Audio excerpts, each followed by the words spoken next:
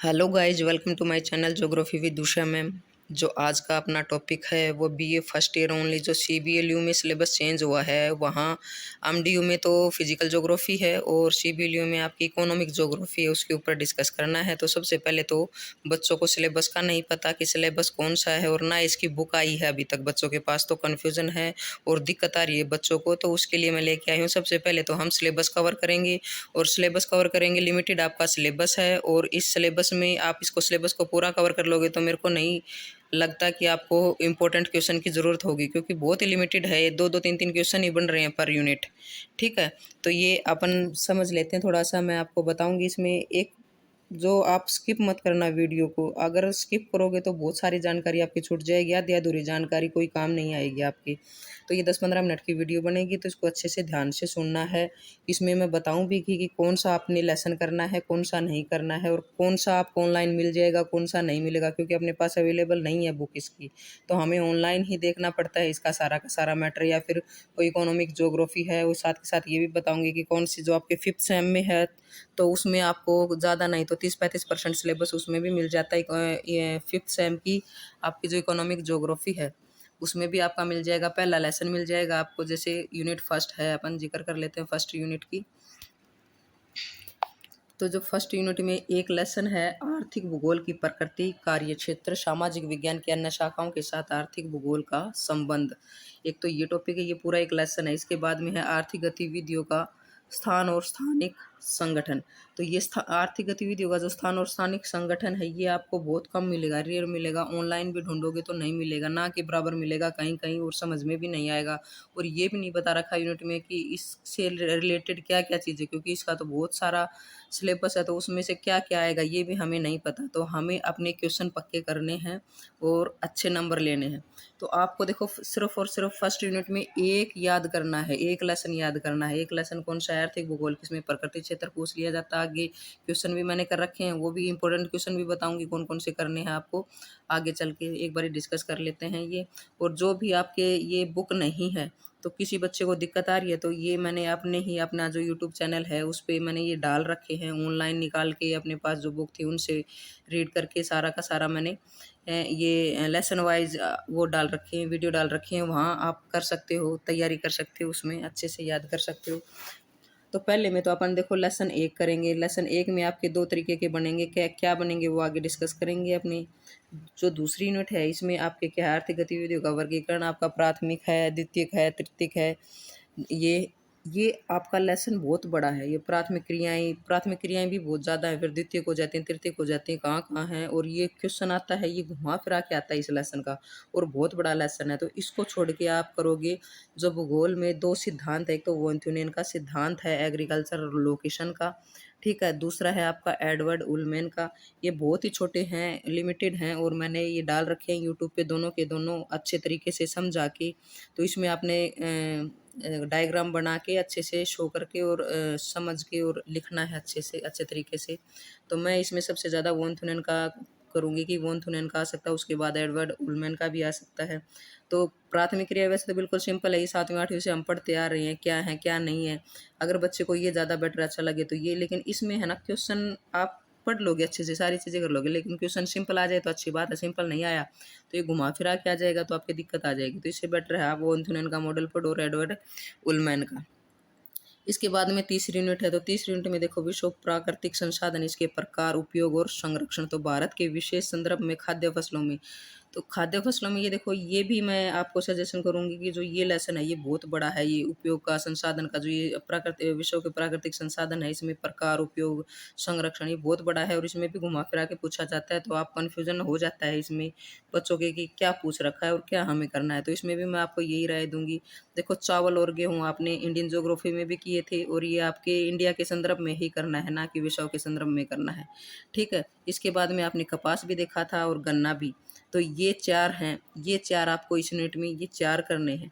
Same है, चावल गेहूँ में थोड़ा बहुत अंतर है, डिफरेंस है, एक स्टेट ऊपर नीचे हो गया। अगर अपन वितरण करें, स्टेट वाइज वितरण करें, या फिर इनका सारा आगे इसमें वीडियो बना देंगे इसके ऊपर, लेसन क्वेश्चन के ऊपर कि कैसे करना है। तो ये आप कंपेयर करके याद करोगे तो ज़्यादा बेटर रहेगा, ठीक है। इसके बाद में यूनिट चौथी है, इसमें देखो अंतर्राष्ट्रीय व्यापार, ठीक है, अंतर्राष्ट्रीय व्यापार की मुख्य विशेषताएं क्या है? परिवहन लागत, अभिगम्यता, कनेक्टिविटी और विश्व के प्रमुख समुद्री मार्ग। तो ये देखो रेल मार्ग हैं आपके, जो उसमें वायु मार्ग, ये 3 थे आपके इकोनॉमिक ज्योग्राफी में। तो उसमें से ध्यान रखना ओनली कौन सा है आपका? समुद्री। तो समुद्री जो मार्ग हैं ये इम्पोर्टेंट है। ये लागत और परिवहन, ये कनेक्टिविटी क्या है, ये भी आपको बहुत कम मिलेगा, और मिलेगा तो भी एक क्वेश्चन ऐसे घुमा फिरा के आएगा। इससे बेटर कि हमने ये करना है कि विश्व के प्रमुख समुद्री मार्ग मात्र, और आपके 5 6 7 हैं समुद्री मार्ग, ठीक है, वो अच्छे से कर लेना। उसमें से भी जैसे बनामा का या किसी का पूछ लेते हैं तो वो आगे हम क्वेश्चन में डिस्कस करेंगे किस टाइप से आएगा।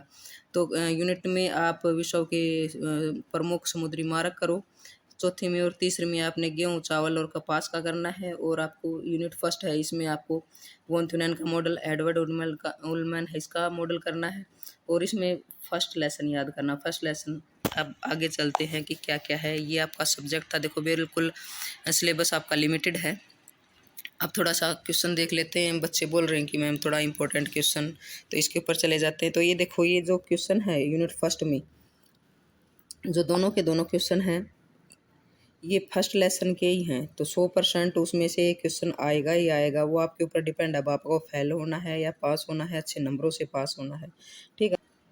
या फिर देखो आर्थिक भूगोल क्या है? आर्थिक भूगोल की मुख्य शाखाओं तथा इसके अध्ययन की विधियों का वर्णन कीजिए, इस टाइप से आ सकता है। तो ये आपको मैंने तीसरा इसलिए नहीं बताया, तीसरा उसी में से आता जो आपके स्थानिक अंतःक्रिया का जो बता रखे थे उसके अंदर। तो उसमें अभी इसलिए नहीं बताया कि उसमें बताएं भी तो क्या बताएं, उसमें कुछ पता ही नहीं कि किसकी विशेषता, किसका महत्व, किसकी क्या चीज़ें बतानी है उसमें। तो अपन इसमें ये भी ये मत सोच लेना कि इसमें से दो, पहली यूनिट है इसमें 2 क्वेश्चन हैं, इनको अच्छे से याद कर लेना है, ठीक है। इसमें से एक ऐसे घुमा के भी आ सकता है कि इस एक इनके अंतर संबंधों में भी है, यानी एक क्वेश्चन तो आपको पहला लेसन अच्छे से याद कर लेना है। उसमें किस टाइप से भी आई, वो जो लॉन्ग क्वेश्चन है ना उनको देख लेना है कि लॉन्ग क्वेश्चन किस टाइप के हैं और कैसे घुमा के आ सकते हैं। ये 3-4 पेज का छोटा सा लेसन है, इसमें से 100% आ जाएगा अगर आपको पास होना है अच्छे से।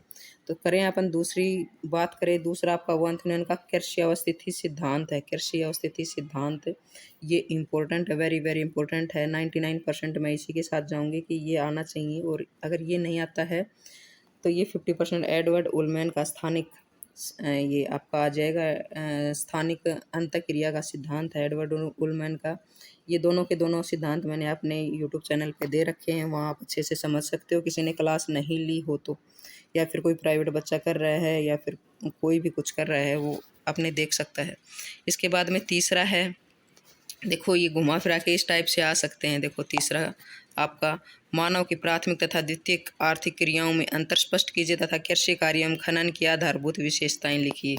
तो वो मैंने बताया था आपको कि लेसन बहुत बड़ा है, उसमें से घुमा फिरा के आता है, कैसे भी आ सकता है। तो इससे बेटर होगा कि आप ये दो, इससे बेटर होगा कि आप ये वॉन्थ्यूनैन का और एडवर्ड उलमैन का कर लो, इसमें से पक्का आ जाएगा एक आपका क्वेश्चन 100%।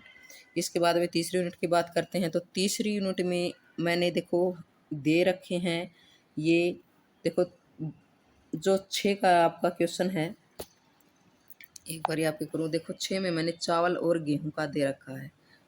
तो इसका मतलब ये 2 क्वेश्चन होगी, चावल और गेहूं। इसमें हम रिस्क इसलिए नहीं ले सकते क्योंकि देखो संसाधन का है, संसाधन का लेसन आपका बहुत बड़ा है, इसमें से आएगा पक्का, संसाधन का आएगा। अगर देखो इजी आ जाता है, देखो संसाधनों के वर्गीकरण के प्रमुख आधार कौन कौन से हैं, किसी एक आधार पर संसाधनों का वर्गीकरण कीजिए, ये आप याद कर सकते हो। अगर इजी लैंग्वेज में आ जाता है तो अच्छी बात है, और दूसरा घुमा के दे दिया तो आपके समझ में नहीं आएगा। तो इससे बेटर देखो ये 4 के 4 आप एक क्वेश्चन में कैसे याद कर सकते हो, वो याद करने का मैं तरीका आपको बताती हूँ। जैसे कपास है, आपका दूसरा लेसन है कपास और गन्ने का, तो ये 4 हमें करना है, चावल और गेहूं, कपास और गन्ना। तो आप एक तरफ तो चावल लिख लो और एक तरफ क्या कर लो, गेहूं। तो इसका तापमान कितना है, गेहूं का तापमान कितना, चावल का कितना, अगर चारों को लिख लो तो और भी बेटर है, एक साथ ही आपको समझ में आ जाएगा और याद बहुत अच्छे से हो जाएगा। एक तरफ चावल का तापमान कितना, गेहूं का कितना, कपास का कितना, गन्ने का कितना, मिट्टी कैसी कैसी होनी चाहिए, गन्ने की कैसी होनी चाहिए, खेती कैसी है, मजदूरी कैसी लगती है, ये सारी कंपेयर करो चारों की। और चारों के कंपेयर करो वितरण, वितरण भी आपका कौन सा आएगा, आपका इंडिया के संदर्भ में आएगा, यानी स्टेट वाइज आपने करना है वितरण। तो सबसे ज़्यादा चावल कौन से राज्य में होते हैं, कौन कौन सी जगह हैं, फिर गेहूँ कौन से राज्य में होते हैं, कपास कौन से में होती है, गन्ना कौन से में होता है। आप लिख भी लोगे और लिखते लिखते आपको चारों क्वेश्चन आपको पता भी नहीं चलेगा कब याद होगी। तो तीसरी नोट में मैं तो ये बोलूँगी, आपको अगर पक्का करना है आपको क्वेश्चन, तो ये चारों के चारों आप याद करो, चावल, गेहूँ का, कपास, क्योंकि ये चारों के चारों इंपॉर्टेंट हैं, कोई सा भी दे सकता है एग्जामिनर आपको। चारों, कपास का भी इम्पोर्टेंट है, गन्ने का भी, चावल का भी, गेहूँ का, सारे के सारे हैं। ठीक है। इसकी बजाय जो वर्गीकरण है संसाधनों का, ये बहुत बड़ा लेसन है, इसमें इजी आ जाए तो मैंने ये दे रखा है, आप ये अच्छे से याद कर सकते हो, जो आपका 8वां है। इसके बाद में अपन बात करते हैं चौथी यूनिट की। तो चौथी यूनिट में देखो, अंतर्राष्ट्रीय व्यापार की मुख्य विशेषताएं, परिवहन लागत, पहुंच, कनेक्टिविटी का वर्णन कीजिए। दूसरा क्या है, ये देखो जो लेसन नंबर 10 है, क्वेश्चन नंबर 10 है, विश्व के प्रमुख समुद्री मार्ग का वर्णन कीजिए। जो आपका ये लास्ट में मैंने देखो क्वेश्चन नंबर नहीं डाल रखा, क्यों नहीं डाल रखा, क्योंकि ये जो विश्व के प्रमुख समुद्री मार्ग हैं, इसी में जो समुद्री मार्ग हैं इसी का है, तो ये कैसे घुमा फिरा के दे सकते हैं। देखो, स्वेज नहर व पनामा नहर के महत्व पर एक टिप्पणी लिखिए, तो ये भी आ सकता है, क्योंकि ये जो प्रमुख समुद्री मार्ग हैं इसी में आपके क्या है, आपके स्वेज नहर भी आता है, पनामा नहर भी आता है, आपका जो अटलांटिक महासागर है, आपका प्रशांत महासागर है, आपका हिंद महासागर है, ज़्यादातर आपके प्रशांत और अटलांटिक महासागर में है ये जो समुद्री मार्ग है।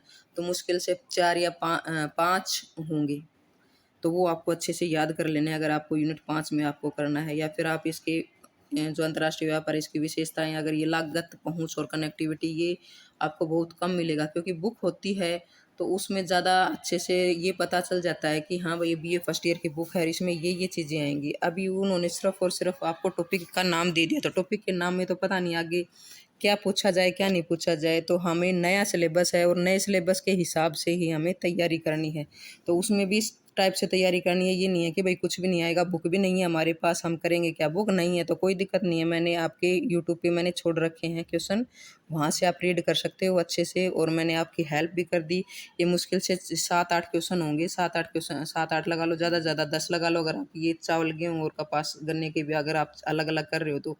अगर ठीक है मैम, क्वेश्चन आप इंपॉर्टेंट क्वेश्चन बताइए, तो मैंने सिलेबस भी बता दिया, सिलेबस लिमिटेड है, सिलेबस से ही आप कर सकते हो, इंपॉर्टेंट क्वेश्चन की आपको ज़रूरत ही नहीं है, क्योंकि लिमिटेड ही है, प्रत्येक यूनिट में 2-2 3-3 क्वेश्चन बन रहे हैं, ज़्यादा बन ही नहीं रहे। तो ये आपका था। वीडियो आपको अच्छी लगी तो लाइक करें, शेयर करें और सब्सक्राइब करें घंटे वाले चैनल को। जो ये घंटे का ऑप्शन है, इसको आप क्लिक करोगे तो आने वाली वीडियो सबसे जल्दी, सबसे पहले आपको मिल पाएगी। धन्यवाद।